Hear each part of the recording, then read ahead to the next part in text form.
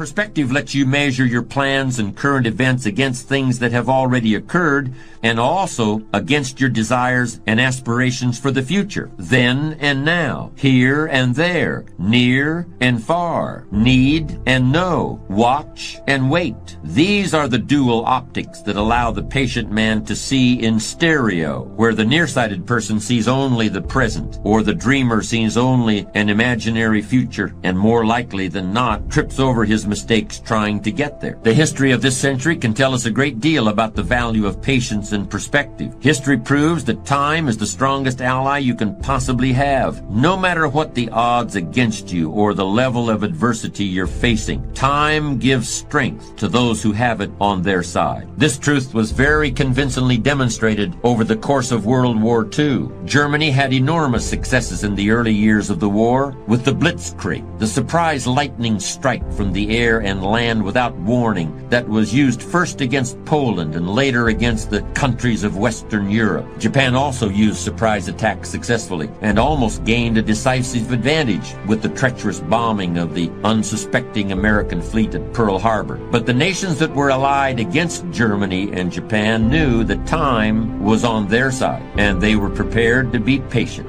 Although you won't find this discussed in many history books, one of the most important events of World War II actually took place right here in the United States a few months before the attack on Pearl Harbor. At that time, the U.S. Army held a series of massive military exercises in Louisiana, which were designed to assess the preparedness of the American forces for participation in the war that was spreading across the globe. As it happened, those war games in Louisiana revealed glaring deficiencies in our military preparedness. It quickly became obvious to our military commanders that if America was soon drawn into the war, as many believed it would be, there would have to be a long period of rebuilding and modernization, and this would have to take place at the same time as American forces would be fighting all over the world with inferior and outdated equipment. And that is exactly what happened. It took almost 3 years of patience and hard work and sacrifice before the U.S. war machine was brought up to modern standards. But President Franklin Roosevelt and generals such as Eisenhower and MacArthur knew that the wait would be well worthwhile, and that once the modernization was completed, victory would be assured. On the other side of the Atlantic, it was much the same story. Winston Churchill knew that England would have to endure months and years of bombing and threats of invasion. But he also knew that time was on his side. With great patience and courage, the British people waited out the bombing raids by planes and rockets. At last the tide began to turn, and the world realized that patience and endurance was going to defeat the most devastating attacks that had ever been seen up to that time. In Russia, too, the city of Leningrad was under siege for more than a year, but the Russians knew the value of patience perhaps better than anyone else. More than a century earlier, after all, they had let their bitter climate and the sheer size of their land defeat the French armies under Napoleon, and the same natural forces eventually prevailed against the new invasion.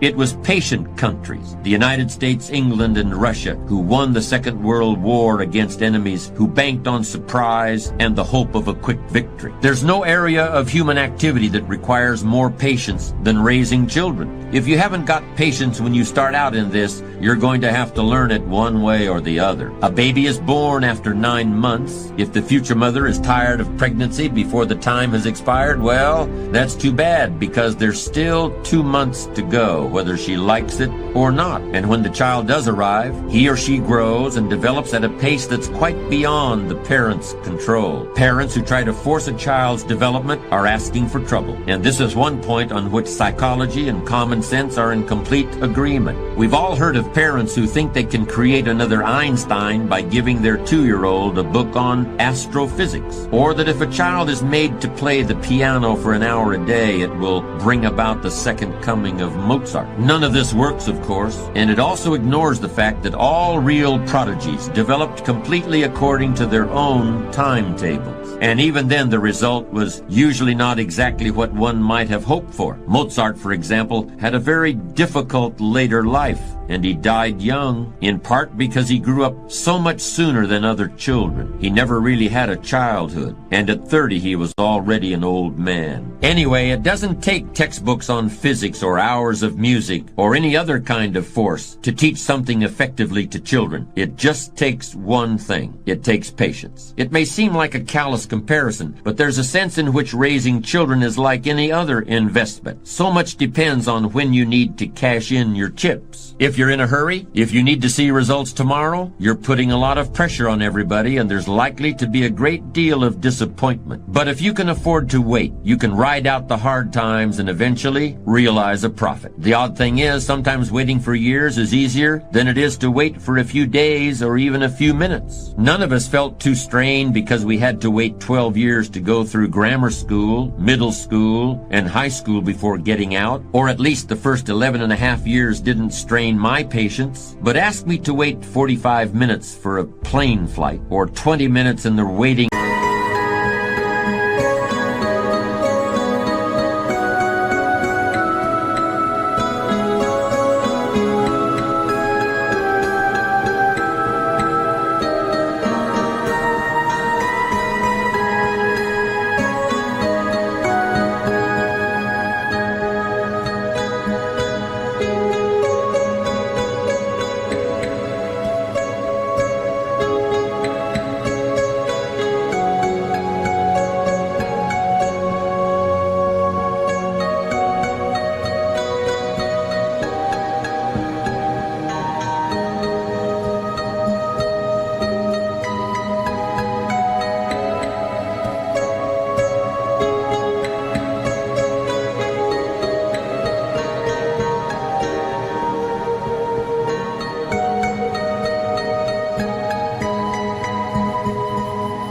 room of a dentist's office, and if you catch me on the wrong day, it's almost more than I can handle. We all find ways to wait for the next paycheck, but how many can wait patiently in a checkout line in a crowded supermarket? How many people can stand and wait quietly for an overdue train on a railroad platform? It's as though there are two kinds of patience. The kind that sets you up for the long term and gives you the promise of a better and richer day after tomorrow. Then there's the other kind. The sort of patience that helps you remain sane and sociable while you're waiting in line or watching the clock or waiting for a pot of water to boil. These kinds of patience, so different and yet so much the same, meld into your character and have a fundamental effect on your physical constitution. Any doctor will tell you that it's better for you and everyone around you if you don't get exasperated with little things, if you don't fly off the handle at every annoyance and stick in your way. It keeps your blood pressure down and your friends and neighbors happy if you can greet life's little problems with equanimity and patience, because almost all problems can be solved if only you take the time to see them and think them through. That's very easy to understand and it's very easy to say, but it takes strong character to put it into practice. I'm never sure what to think when people say, I want to make $1 million by the time I'm 40, or I want to retire by the age of 45. This combination of goals plus deadlines strikes me as short-sighted and maybe even a bit naive. It takes a worthwhile goal and subjects it to an imposed timetable. While you might have an idea of what $1 million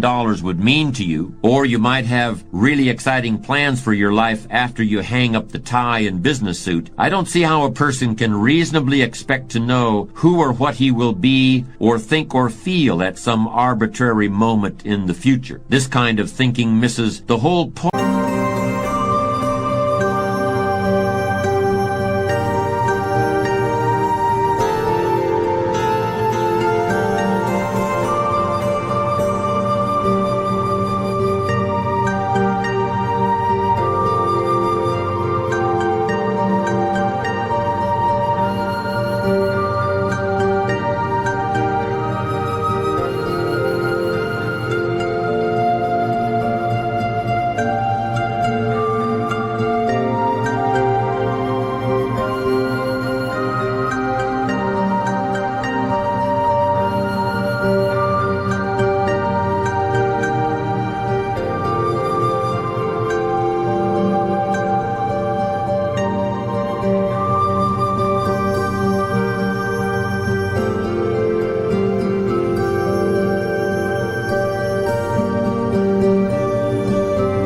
point of success. The real payoff in financial and worldly success isn't the result of an amount of money divided by the age you are when you get it, or some other actuarial formula. The real payoff is found in the qualities of character you develop along the way. There's a story about a young man who had a very old and rich uncle. When the uncle died, the young man was called to the office of his attorney and told that he'd been left a huge fortune. To collect it, however, he first had to run a certain errand which was described on a slip of paper. It seemed simple enough, but when the young man tried to accomplish it, this first task turned into another, and then another. As he pursued his uncle's final request, the young man was led into foreign lands and exotic adventures and untold dangers. More years passed, and the young man nearly lost track of how and even why he was on this long journey, and he could hardly imagine what its end might be. At last, the Odyssey led him back into the very same lawyer's office where it had begun. "I'm here to collect my inheritance," said the heir, no longer a young man, but a much wiser one. The lawyer smiled. "As your uncle intended, you've already collected it, in the places you've been and the things you've learned. And again, as he intended, it will last you for a lifetime." Success that comes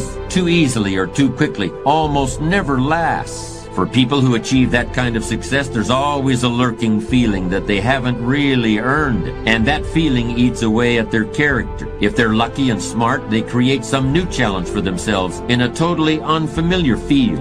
These people have to build their character in order to survive their sudden good fortune, and that's a kind of character building that's done in an emergency. In fact, it's a true case of the cart coming before the horse. This doesn't require patience, because there is no waiting or planning or even expectation involved. It's more a test of a person's upbringing than a